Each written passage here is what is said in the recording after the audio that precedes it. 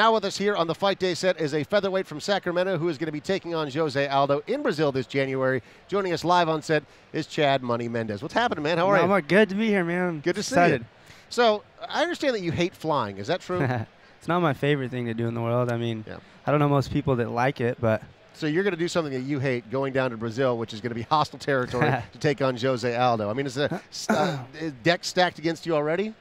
I wouldn't say that. I mean, it's definitely a great way to prove to the world, that I am the best featherweight in the world. I mean, I got to go into his backyard, get out of my normal routine, different time change and stuff, and, get in there and take that belt from him. So, I mean, it's definitely going to prove that I am the best. How are you going to do that? Because some people say Jose Aldo at 145 pounds is virtually untouchable. When you're breaking down his game, where do you see the holes? I mean, obviously, my strength is my wrestling. I mean, it's something I've been doing since I was 5 years old. I've basically, conditioned my body and have grown into the fighter that I am today because of wrestling.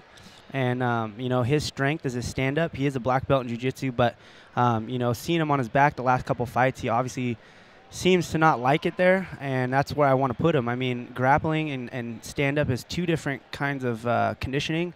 And, like I said, my strength is my wrestling, so I need to take him into my world and, wear him out, slow him down, and grind out that fight. Now, you mentioned that, obviously, your strength is the wrestling. Has this camp been all about making sure that your wrestling is as good as it can possibly be, so when you do face him, you can get those big takedowns, or are you simultaneously trying to sharpen up the stand-up so that way, if the fight is obviously going to start on the feet, you're going to be able to hang with him there? Yeah, I mean, definitely I'm keeping it well-rounded. I got to train every aspect of mixed martial arts. I can't only do wrestling and go in there and expect to, win that fight. I have to keep my stand-up sharp. I mean, like I said, that's his strong point. He's quick, he's explosive, he's very dangerous with his stand-up. But, I think my style, gets in there, it breaks strikers down, it slows them down, and, it really frustrates them, and, that's what I'm looking to do. So I'm definitely going to keep my wrestling very sharp, but I'm going to keep my stand-up just as sharp. Jose Aldo has been talking a little bit here and there about possibly moving up to 155. Do you think that he's going to have a size advantage when you guys step into the cage together? I don't think so. I mean, I've stood next to the guy before. He's a little taller than I am, but I think I'm thicker than he is. It's just a little bit different body style, body composition. So I know that I'm going to be stronger than he is, and he's going to feel that when I get a hold of him. So. There's also been some chitter-chatter about Frankie Edgar possibly moving down to 145. Would he be a welcome member to your division? Yeah, I mean, whoever wants to come in, I got the fight ahead of me, and I got to focus on that, and we'll go from there. If I win that belt, and that's who the next person is put in front of me, and then let's do it. You took that risky move of taking a fight in between your title shot based on when you originally planned it.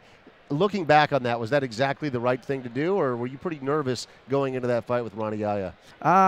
Not necessarily nervous. I knew I had to fight smart with that fight. It was a very dangerous fight for me. But, I truly believe that everything happens for a reason. And, I didn't want to wait. I only had 10 fights at that time. I'm still young in the sport.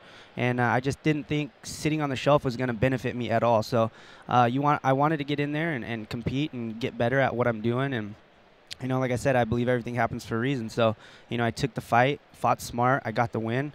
And it turned out great. So. And now we're here, and I'm going to be fighting for the title.